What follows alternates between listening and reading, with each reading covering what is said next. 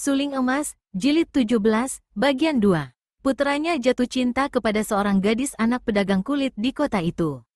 Maka diajukannya pinangan. Akan tetapi ayah si gadis menolak pinangan itu dengan alasan bahwa putrinya sejak kecil telah dipertunangkan dengan keluarga lain. Sesungguhnya ayah si gadis menolak karena tidak suka bermantukan putra ketua Hui Tupang yang terkenal sebagai perkumpulan tukang-tukang pukul. Kalau saja ketua Hui Tupang tidak mendengar akan dasar penolakan yang sesungguhnya, agaknya ia pun tidak akan memaksa setelah mendengar gadis itu sudah dipertunangkan dengan orang lain. Akan tetapi begitu mendengar alasan penolakan yang sesungguhnya, ia menjadi marah sekali. Toko si penjual kulit diobrak-abrik. Si penjual kulit dan istrinya mati terbunuh, dan anak perempuannya diculik. Kebetulan pada hari itu Kim Mo Tai-su lewat di kota itu. Mendengar peristiwa ini bangkitlah jiwa pendekarnya, dan malam hari ia mendatangi gedung ketua Hui Tupang.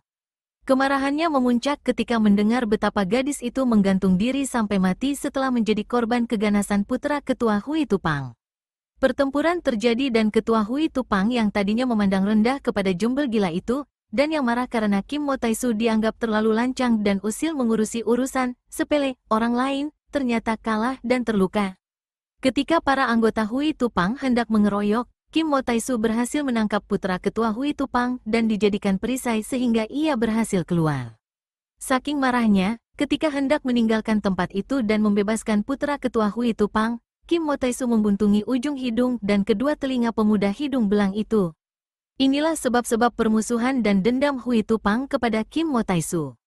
Tokoh yang berhasil dihasut Kong Lo Sengjin dan akhirnya membunuh istri Kim Mo Tai-su adalah adik kandung Hui Tupang Chu atau ketua sendiri. Demikianlah tidak mengherankan apabila kini mereka bersekongkol dengan Hek Giamlo untuk mengeroyok Kim Mo Tai-su. Apalagi ketika mendengar dari Kong Lo Sengjin bahwa dua orang tokoh mereka yang berusaha menawan sastrawan Chiu Guan Liong dalam usaha mereka merampas dan mencari kitab dan suling pemberian Bu Kek Xiansu itu terbunuh oleh Kim Mo Tai-su.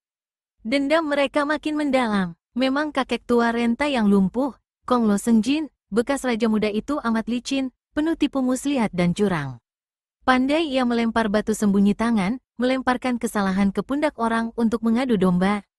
Biarpun dua orang anggota pimpinan Hui Tupang sudah roboh oleh totokan suling dan pukulan tangan kiri Busong, namun jumlah mereka masih 8 orang dan karena kini mereka bergerak hati-hati dan tidak berani memandang rendah lawan muda ini, keadaan mereka menjadi lebih kuat daripada tadi. Apalagi Hek Giamlo juga mendesak dengan terjangan-terjangan dahsyat. Pertandingan di luar tenda itu benar-benar seru dan mati-matian. Namun Busong seperti seekor burung Garuda yang mengamuk. Gerakannya luar biasa sekali setelah mendapat gemblengan Butek Lojin. Apalagi senjatanya merupakan senjata yang ampuh dan aneh, terbuat daripada logam yang tampaknya seperti emas, akan tetapi sesungguhnya merupakan logam campuran yang ajaib, yang menjadi lebih ampuh lagi karena benda ini tadinya milik Bu Kek Xiansu, seorang pertapa yang sudah dijuluki dewa oleh tokoh-tokoh besar persilatan. Sepak terjangnya hebat menggetarkan para pengeroyoknya dan beberapa kali orang-orang Hui Tupang itu kehilangan golok mereka yang terbang atau runtuh begitu terbentur suling yang mengandung tenaga sinkang mukjizat. Tiba-tiba orang-orang Hui Tupang ini meloncat mundur, dan begitu tangan mereka bergerak, golok terbang melayang dan meluncur cepat menghujani tubuh Busong. Busong kaget dan marah sekali. Ia memutar sulingnya dan menerjang maju. Dengan tidak terduga-duga, ia menggunakan kedua kakinya melakukan tendangan berantai dan robohlah dua orang Hui Tupang setelah tubuh mereka mencelat sampai 5 meter lebih. Namun pada saat itu, selagi Busong masih memutar sulingnya melindungi tubuh dari hujan Hui Tu dari 4 penjuru, tiba-tiba terdengar angin keras dan berkelebatlah belasan batang Hui Tu yang mengeluarkan sinar menyilaukan mata. Inilah Kepsa Hui Tu atau 13 golok terbang yang dilontarkan oleh Hek Giamlo. Ketika Baisan menyembunyikan diri, ia pernah mempelajari ilmu golok terbang dari ketua Hui Tupang, yaitu melontarkan golok sebagai senjata rahasia. Dan karena tingkat kepandaiannya memang amat tinggi, bahkan lebih tinggi daripada ketua Hui Tupang sendiri, maka begitu ia mendapatkan rahasia ilmu melontarkan golok terbang, ia dapat menciptakan ilmu ini yang lebih hebat daripada orang yang mengajarnya. Ia dapat menciptakan golok yang gagangnya melengkung sehingga kalau ia melontarkannya, golok itu dapat terbang kembali kepadanya apabila tidak mengenai lawan, dan dapat ia sambut dan pergunakan lagi. Lebih hebat pula, kedua tangannya dapat melontarkan 13 batang golok terbang sekaligus. Ini memang hebat luar biasa, karena Hui Tupang Chu sendiri, ketua perkumpulan golok terbang, hanya dapat melontarkan sebanyak 7 batang golok. Bu Song terkejut menghadapi serangan ini, dan tentu saja ia memutar sulingnya menangkis sambil mengelak. Akan tetapi ia sama sekali tidak mengira bahwa golok yang tidak mengenai sulingnya dapat terbang membalik. Ada 3 batang yang terbang membalik sehingga ia amat kaget dan berusaha menyelamatkan diri. Akan tetapi kurang cepat dan sebatang golok milik Hek Giamlo menancap di pundak kirinya. Melihat hasil ini, 6 orang Hui Tupang menyerbu serentak dengan tusukan dan bacokan golok yang datang bagaikan hujan ke arah tubuh Bu Song. Bu Song mengeluarkan suara keras dari kerongkongannya, suara keras yang mengiringi pengerahan tenaga dalam, memutar sulingnya untuk melindungi tubuh karena Hek Giamlo pun sudah menerjangnya lagi. Pundaknya terasa sakit dan panas sekali sehingga lengan kirinya hampir lumpuh. Keadaannya berbahaya sekali, namun Bu Song menggigit bibir dan memutar suling, mengambil keputusan akan melindungi suhunya sampai titik darah terakhir. Pada saat itu tiba-tiba Kim Mo Taisu muncul di pintu tenda. Mukanya tidak kelihatan pucat, matanya berkilat penuh wibawa, sikapnya menantang dan dia membentak, "Hek Giamlo, kau masih tidak mau pergi? Orang-orang Hui Tupang, belum puaskah kalian dengan pertumpahan darah dan pengorbanan nyawa?" Sambil berkata demikian, dengan mudah saja Kim Mo Taisu menggunakan ujung lengan bajunya menyampok beberapa buah Huitu yang menyambar ke arahnya, karena orang-orang Huitu Pang sudah menyerangnya dengan Huitu begitu melihat musuh besar ini muncul. Golok-golok terbang itu runtuh dan patah semua menjadi 2 potong. Gentarlah hati Hek Giamlo dan sisa orang-orang Huitu Pang ketika melihat Kim Mo Taisu yang ternyata masih gagah perkasa itu. Jelas bagi mereka bahwa kalau pendekar sakti ini maju, dengan bantuan muridnya yang pandai, pihak mereka akan mengalami kekalahan besar. Maka Hek Giamlo mendengus dan membalikkan tubuh lalu berlari pergi, diikuti oleh 6 orang anggota Hui Tupang yang tidak pedulikan 4 orang temannya yang tewas. Begitu orang-orang itu lenyap dari pandangan, Kim Mo Taisu roboh terguling di depan pintu tenda. Bu Song cepat melompat dan berlutut memeriksa keadaan suhunya. Akan tetapi ternyata Kim Mo Taisu Kuiseng, pendekar sakti yang pernah menggemparkan dunia persilatan itu, telah menghembuskan napas terakhir. Bu Song menundukkan kepalanya, termenung sejenak, lalu ia mengangkat jenazah suhunya dibawa ke dalam tenda dan dibaringkan. Bu Song lalu mencabut Huitu yang menancap di pundak kirinya. Darah mengucur keluar, akan tetapi segera berhenti setelah Bu Song menekan jalan darah di pundaknya dan menaruh obat bubuk pada luka di pundak. Ia tidak khawatir akan racun, karena menurut suhunya, tubuhnya sudah kebal terhadap racun. Kemudian Bu Song mencari dan memilih tempat yang baik di lereng Gunung Taihangsan, menggali lubang dan mengubur jenazah suhunya, menaruh sebuah batu besar di depan kuburan. Kemudian ia mengerahkan tenaga, dengan jari telunjuk kanan Bu Song mencoret-coret pada permukaan batu itu. Terciptalah goresan sedalam 2 cm yang membentuk huruf-huruf indah. Makam pendekar budiman Kim Mo Taisu Kuiseng. Setelah itu Bu Song lalu mengubur pula jenazah 4 orang Hui Tupang, lalu mendaki puncak mengubur mayat yang dilihatnya berserakan. Tak lama kemudian muncullah penduduk daerah pegunungan Taihangsan. Mereka beramai-ramai lalu mengubur semua jenazah, baik mayat tentara Sung maupun mayat orang hitan. Bu Song membantu sekuat tenaga. Saking banyaknya mayat di sekitar pegunungan, pekerjaan dilanjutkan sampai keesokan harinya dengan mengubur 5-10 mayat dalam satu lubang. Ketika pada keesokan harinya akhirnya semua mayat terkubur, penduduk dusun tidak melihat lagi pemuda tampan yang ikut bekerja mati-matian tanpa mengeluarkan sepatah kata pun itu.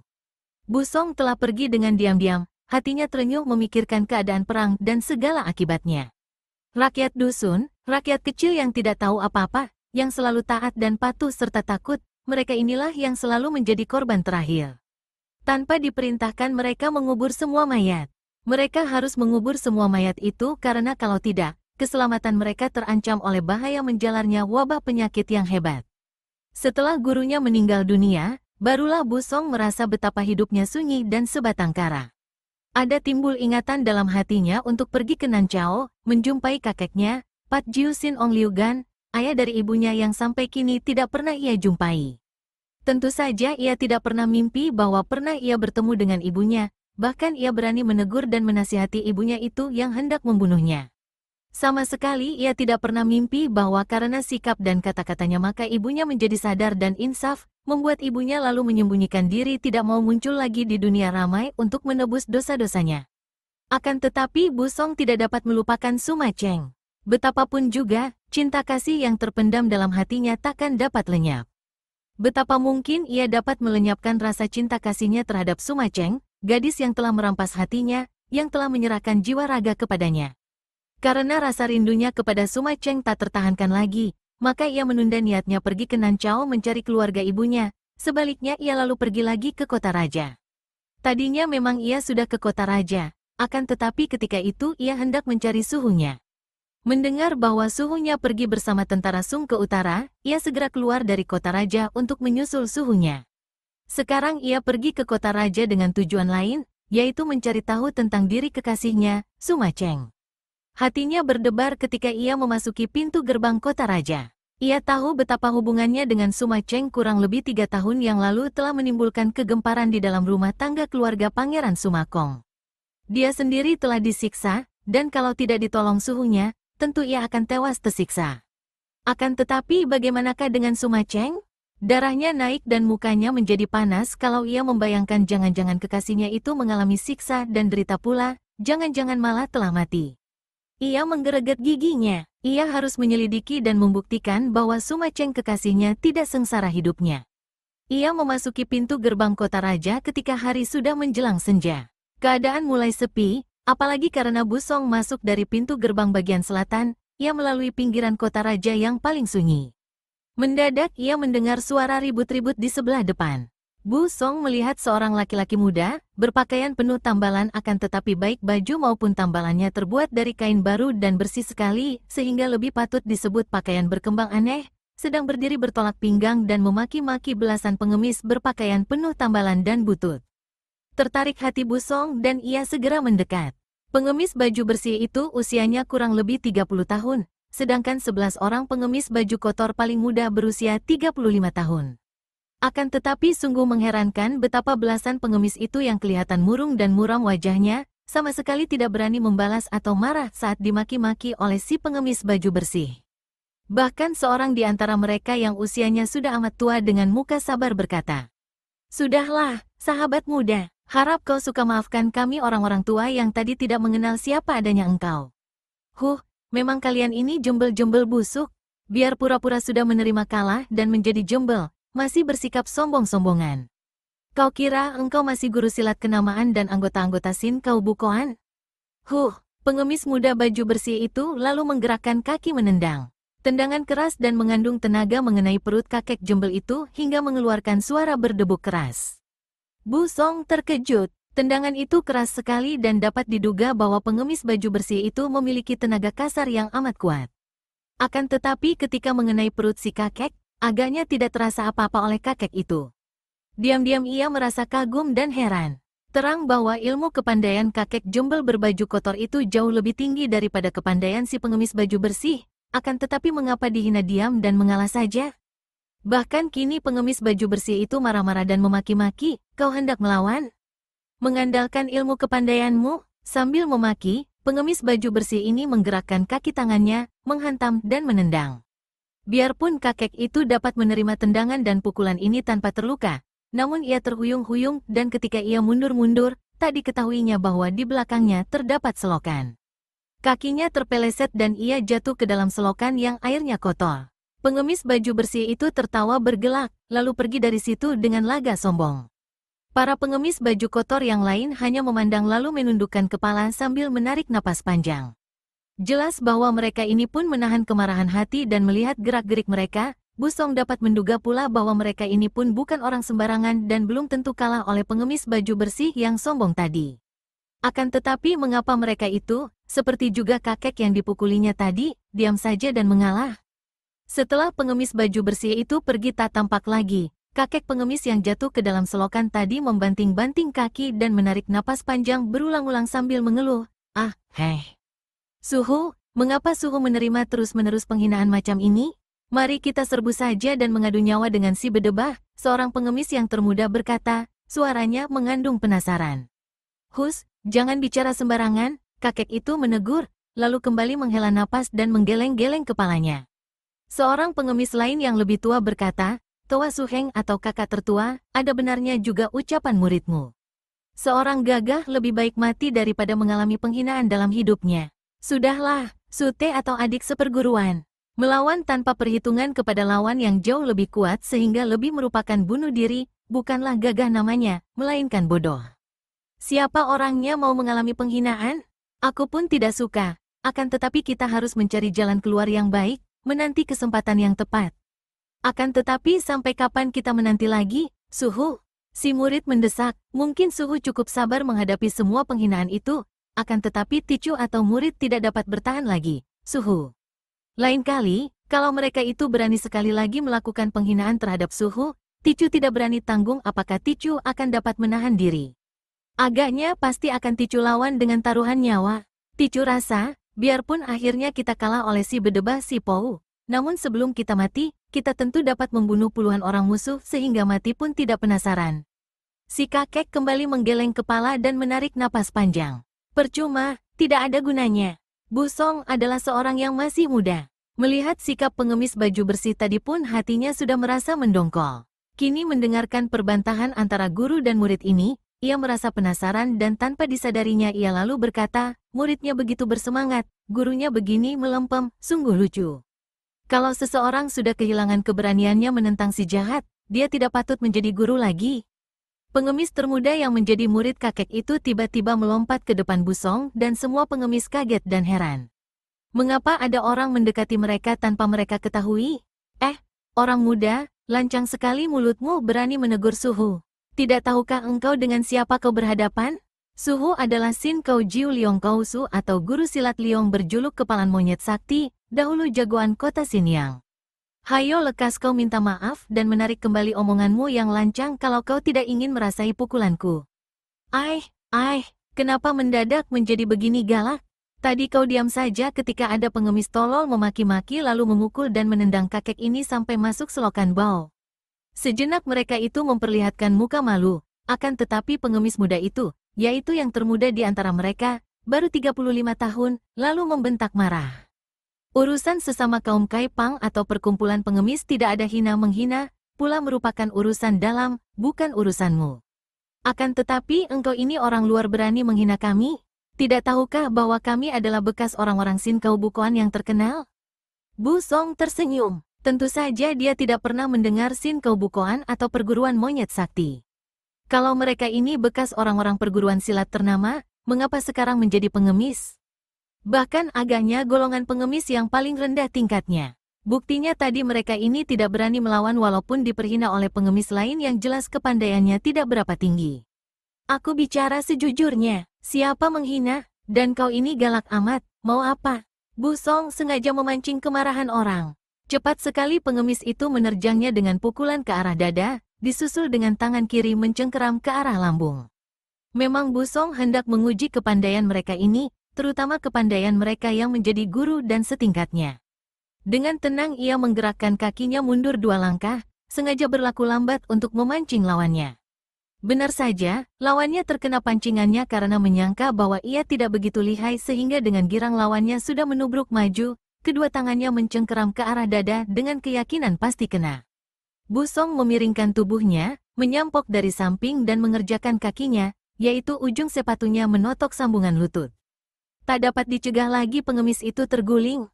Terdengar teriakan keras dan tahu-tahu orang yang disebut adik seperguruan kakek itu tadi menyerbu. Pukulannya jauh lebih cepat dan berat jika dibandingkan dengan murid keponakannya yang kini sudah merangkak bangun sambil memijit-mijit lututnya. Diam-diam Bu Song makin terheran. Kepandaian murid tadi, apalagi paman guru ini, agaknya sudah lebih dari cukup untuk mengalahkan pengemis baju bersih yang menghina tadi. Apalagi kepandaian si kakek yang berjuluk Sin Kau Jiu itu, mengapa mereka sama sekali tidak melawan tadi dan kini terhadap seorang luar seperti dia, biarpun kata-katanya sejujurnya dan sama sekali tidak bisa dibilang menghina, mereka sudah turun tangan? Di samping keheranannya ini, hatinya pun tertarik dan suka kepada para pengemis baju kotor ini. Jelas bahwa jika maju seorang demi seorang, mereka itu bukan tandingannya. Namun mereka tidak mau maju mengeroyok. Hal ini saja membuktikan bahwa mereka ini bukan golongan orang-orang jahat yang mengandalkan kepandaian atau teman banyak untuk berlaku sewenang-wenang dan menghina orang lain.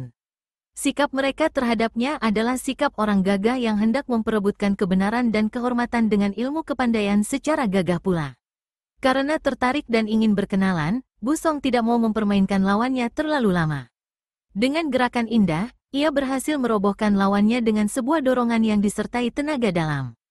Biarpun dorongannya tidak menyentuh dada orang, namun pengemis itu tetap saja tanpa dapat ia pertahankan lagi, roboh terjengkang ke belakang dan hanya dengan berjungkir balik saja ia dapat menyelamatkan diri tidak terbanting keras. Namun hal ini sudah cukup membuka matanya bahwa orang muda yang kelihatan lemah ini sama sekali bukan tandingannya. Kau hebat, orang muda. Orang ketiga yang lebih tua sudah menyambar ke depan.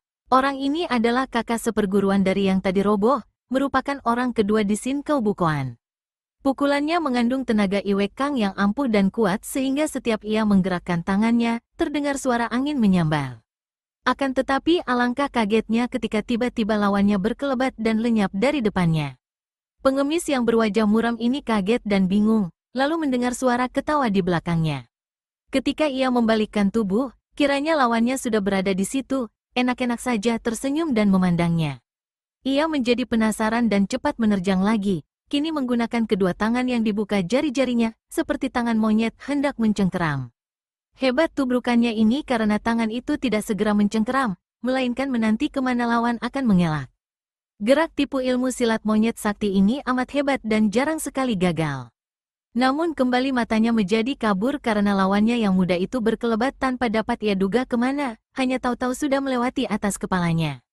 Ketika ia memutar tubuh, kembali orang muda itu berkelebat menyelinap dari samping, kemudian pada detik selanjutnya, sebelum ia sempat membalikkan tubuh, ia merasa tengkuknya disentuh oleh jari-jari tangan yang hangat.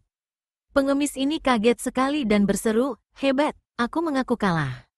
Ia melompat ke pinggir dan memandang dengan mata terbelalak keheranan. Kini kakek tua renta itu berjalan maju. Langkahnya sudah membayangkan usia tua. Matanya memandang Busong, berkedip-kedip penuh keheranan. "Melihat gerakanmu, orang muda, kau mengingatkan aku akan seseorang. Ah, seseorang yang tadinya kukagumi, akan tetapi ternyata mengecewakan hatiku."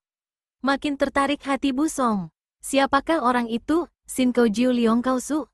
"Ah, jangan sebut-sebut julukanku yang kosong melompong. Dan aku bukan Kau Su lagi melainkan seorang jembel busuk yang tiada harganya.